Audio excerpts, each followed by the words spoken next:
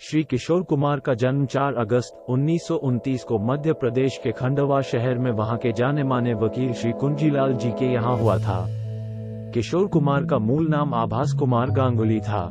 किशोर कुमार 4 भाई बहनों में चौथे नंबर पर थे। उन्होंने अपने जीवन के हर क्षण में खंडवा को याद किया। वे जब भी किसी सार्वजनिक मंच पर या किसी समारोह में अपना कार्यक्रम प्रस्तुत करते थे, गर्व से कहते थे, किशोर कुमार खंडवे वाले। अपनी जन्मभूमि और मातृभूमि के प्रति ऐसी श्रद्धा बहुत कम लोगों में दिखाई देता है। किशोर कुमार इंदौर के क्रिश्चियन कॉलेज में पढ़े थे और उनकी आदत थी कॉलेज की कैंटीन से उधार लेकर खुद भी खाना और दोस्तों को भी खिलाना।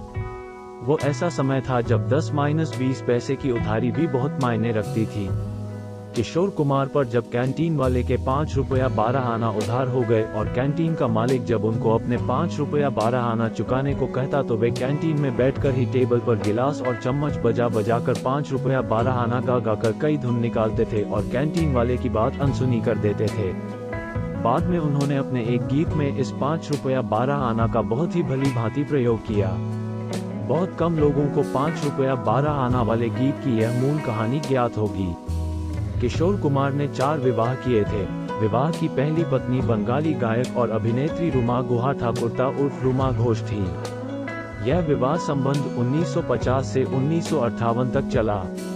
किशोर दा ने दूसरा विवाह अभिनेत्री मधुबाला से किया था, जिन्होंने उनके घरेलू फिल्म चलती का नाम गाड़ी 1958 और झूमू 1961 सहित कई फिल्मों में उनके साथ काम किया था।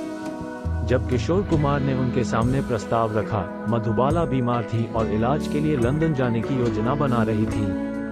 उन्हें वेंट्रिकुलर सेप्टल डिसीज, दिल में छेद था और किशोर कुमार अभी भी रुमा से विवाह बंधन में थे। तलाक के बाद इस जोड़े ने 1960 में सिविल विवाह किया और किशोर कुमार इस्लाम में परिवर्तित हो गए और कथित तौर पर अपना नाम बदलकर करीम अब्दुल कर दिया। उनके माता पिता ने विवाह समारोह में भाग लेने से मना कर दिया।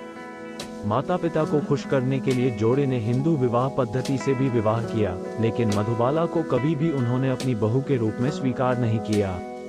विवाह के 1 महीने के भीतर मधुबाला अपने पति किशोर कुमार के घर में तनाव की वजह से बांद्रा में अपने बंगले में वापस चली गई, किंतु वे विवाह में बने रहे, लेकिन मधुबाला के जीवन का बाकी हिस्सा तनाव से भरा रहा। ये संबंध 23 फरवरी 1969 को मधुबाला की मृत्यु के साथ समाप्त हुआ था। किशोर दा का तीसरा विवाह योगिता बाली से किया, जो 1976 से 4 अगस्त 1978 तक चला। किशोर कुमार का चौथा और अंतिम विवाह 1980 में लीना चंदावरकर से हुआ था।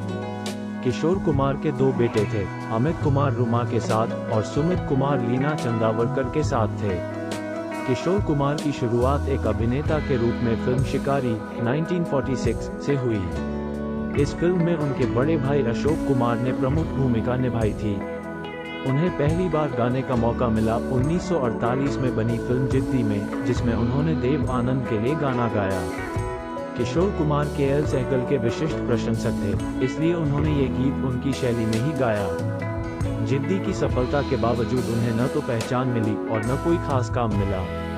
उन्होंने 1951 में फनी मजूमदार द्वारा निर्मित फिल्म आंदोलन में हीरो के रूप में काम किया, मगर फिल्म फ्लॉप हो गई। 1954 में उन्होंने बिमल राय की नौकरी में एक बेरोजगार युवक की संवेदनशील भूमिका निभाकर अपनी प्रभावकारी अभिनय प्रतिभा से भी परिचित किया। इसके बाद 1955 में बनी बाप रे बाप, 1956 में नई दिल्ली, 1957 में मी, मेरी और आशा और 1958 में बनी चलती का नाम गाड़ी, जिसमें किशोर कुमार ने अपने दोनों भाइयों अशोक कुमार और अनूप कुमार के साथ काम किया और उनकी अभिनेत्री थी मधुबाला। ये भी मजेदार बात है कि किशोर कुमार की शुरुआत की कई फिल्मों में मोहम्मद रफी ने किशोर कुमार के लिए अपनी आवाज दी थी। रागिनी तथा शरारत में किशोर कुमार को अपनी आवाज उधार दी तो मेहनताना लिया सिर्फ 1 रुपया। काम के लिए किशोर कुमार सबसे पहले एस.डी. बर्मन के पास गए थे, जिन्होंने पहले भी उन्हें 1950 में बनी फिल्म प्यार में गाने का मौका दिया था। एस.डी. बर्मन ने उन्हें फिर बहार फिल्म में एक गाना गाने का मौका दिया। कुसूर आपका, और यह गाना बहुत हिट हुआ।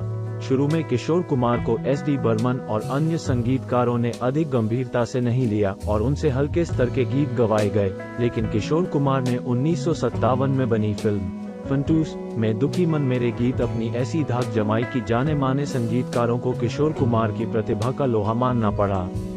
इसके बाद एस.डी. बर्मन ने किशोर कुमार को अपने संगीत निर्देशन में कई गीत गाने का मौका दिया। आर.डी. बर्मन के संगीत निर्देशन में किशोर कुमार ने Munim ji, taxi driver, Funtoosh, 9211, paying guest, guide, jewel thief, Prem पुजारी, तेरे मेरे सपने जैसी फिल्मों में अपनी जादुई आवाज से फिल्मी संगीत के दीवानों को अपना दीवाना बना लिया। एक अनुमान के किशोर कुमार ने वर्ष 1940 से वर्ष 1980 के बीच के अपने करियर के दौरान करीब 574 से अधिक गाने गाए। किशोर कुमार ने हिंदी के साथ ही तमिल, मराठी, असमी, गुजराती, कन्नड़, भोजपुरी, मलयालम और उड़िया फिल्मों के लिए भी गीत गाए। किशोर कुमार को 8 फिल्म फेयर पुरस्कार मिले। उनको पहला फिल्म फेयर पुरस्कार 1969 में आराधना फिल्म के गीत रूप तेरा मस्ताना प्यार मेरा दीवाना के लिए दिया गया था।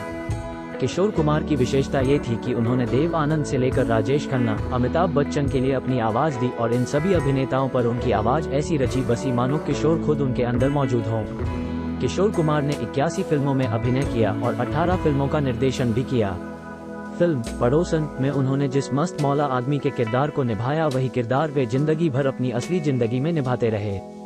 1975 में देश में आपातकाल के समय एक सरकारी समारोह में भाग लेने से साफ मना कर देने पर तत्कालीन सूचना एवं प्रसारण मंत्री विद्याचरण शुक्ला ने किशोर कुमार के गीतों के आकाशवाणी से प्रसारित किए जाने पर रोक लगा दी थी और किशोर कुमार के घर पर आयकर के छापे भी डाले गए।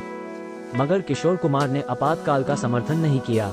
ये दुर्भाग्य और शर्म की बात है कि किशोर कुमार द्वारा बनाई गई कई फिल्में आयकर विभाग ने जब्त कर रखी है और लावारिस स्थिति में वहां अपनी दुर्दशा पर आंसू बहा रही है। इन फिल्मों में कई फिल्में अब तक अदृश्य भी हैं। 9. किशोर कुमार ने भारतीय सिनेमा उस स्वर्ण काल में संघर्ष शुरू किया था जब उनके भाई अशोक कुमार एक सफल सितारे के रूप में स्थापित हो चुके थे। दिलीप कुमार, राज कपूर, देव आनंद, बलराज साहनी, गुरुदत्त और रहमान जैसे कलाकारों के साथ ही पार्श्व गान में मोहम्मद रफी, मुकेश, तलत महमूद और मन्ना डे जैसे दिग्गज गायकों का बोलबाला था। किशोर कुमार की पहली शादी रुमा देवी के से हुई थी, लेकिन जल्दी ही शादी टूट गई और इसके बाद उन्होंने मधुबाला के साथ विवाह किया। उस दौर में दिलीप कुमार जैसे सफल और शोहरत की बुलंदियों पर पहुंचे नेता जहां मधुबाला जैसी रूप सुंदरी का दिल नहीं जीत पाए, वहीं मधुबाला किशोर कुमार की दूसरी पत्नी बनी। 1961 में बनी फिल्म जुमरू में दोनों एक साथ आए। ये फिल्म किशोर कुमार ने ही बनाई थी और उन्होंने खुद ही इसका निर्देशन किया था। इसके बाद दोनों ने 1962 में बनी फिल्म हाफ टिकट में एक साथ काम किया, जिसमें किशोर कुमार ने यादगार कॉमेडी कर अपनी एक अलग छवि पेश की। 1969 में मधुबाला की मृत्यु के बाद 1976 में उन्होंने योगिता बाली से शादी की, मगर इन दोनों का ये साथ मात्र कुछ महीनों का ही रहा। इसके बाद योगिता बाली ने मिथुन चक्रवर्ती से शादी कर ली। 1980 में किशोर कुमार ने चौथी शादी लीना चंदावरकर से की, जो उम्र में उनके बेटे अमित कुमार से 2 साल बड़ी थी।